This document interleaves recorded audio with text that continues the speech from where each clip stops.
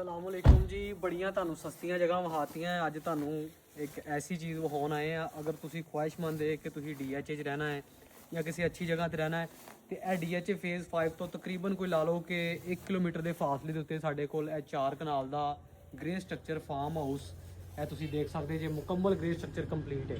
ਠੀਕ ਹੈ, ਮੋਜ਼ਾ ਥੀਏਟਰ ਹੈ। ਅਗਰ ਤੁਸੀਂ ਆ ਰਹੇ ਜੇ DH ਫੇਜ਼ 5 6 ਤੋਂ ਤਾਂ ਹਾਰਡਲੀ ਕੋਈ ਲਾ ਲਓ ਕਿ 5-7 ਮਿੰਟ 'ਚ ਤੁਸੀਂ ਇੱਥੇ ਪਹੁੰਚ ਜਾਓਗੇ।